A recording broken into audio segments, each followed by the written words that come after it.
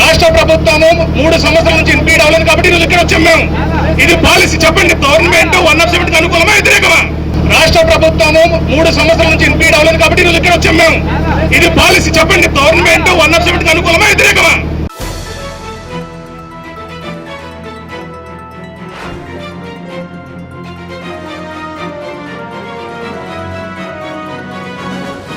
Andhra Ooty news కి స్వాగతం.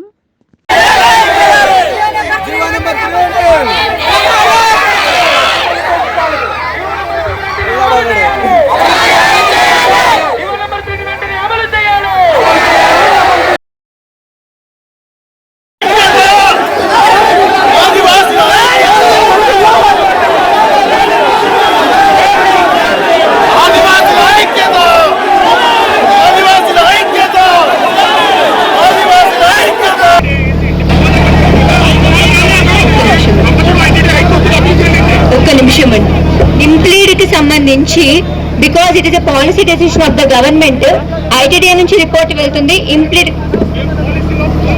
వచ్చింది కాబట్టి మిమ్మల్ని అడుగుతున్నాం. ఈ రోజు రాష్ట్ర ప్రభుత్వము 3 సంవత్సరాల నుంచి ఇంప్లీడ్ అవ్వలేదు కాబట్టి ఈరోజు ఇక్కడ వచ్చాం మేము. ఇది పాలసీ చెప్పండి, గవర్నమెంట్ 107కి అనుకూలమా వ్యతిరేకమా?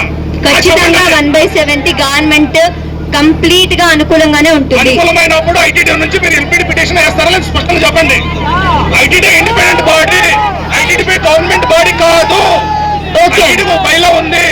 ఒక్క నిమిషం, ఇంప్లీడ్ కు సంబంధించి రంపా నుంచి ఏదైతే ఇంప్లీడ్ పిటిషన్ వెళ్ళిందో వెరిఫై చేసి సిమిలర్ మేనర్ లో రెడీ చేస్తాము. ఫైనల్లీ మీరు ఎక్స్పర్ట్ కమిటీ రిపోర్ట్ ఏదైతే అన్నారో ఆల్రెడీ 1 year డిలే అయిందని ఎక్స్పర్ట్ కమిటీకి రిమైండర్ లెటర్ మళ్ళీ పంపిస్తాం.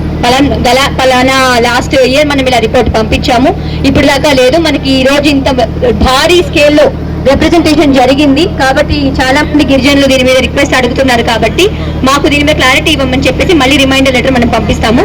కాబట్టి మీరు ఒక్కటి you have to assure that ఏ విధంగా అయినా కూడా మనం యాజ్ ఎ డిస్ట్రిక్ట్ అడ్మినిస్ట్రేషన్ మాకు బాధ్యత, ఐటీడీఏలో పోస్ట్ అయిన ప్రాజెక్ట్ ఆఫీసర్ గారికైనా ఇక్కడ పోస్ట్ అయిన మాకైనా కూడా ఇక్కడ రూల్స్ ప్రొటెక్ట్ చేయడం, ట్రైబ్స్ ప్రొటెక్ట్ చేయడం is my responsibility, our responsibility. ఇది మా బాధ్యతగా మేము తీసుకుంటాము. మీరు ఎన్నిసార్లు రిప్రజెంటేషన్స్ తీసుకున్నా కూడా దాన్ని రూల్ ప్రకారం మేము డిస్పోజ్ చేయడానికి చూస్తాము.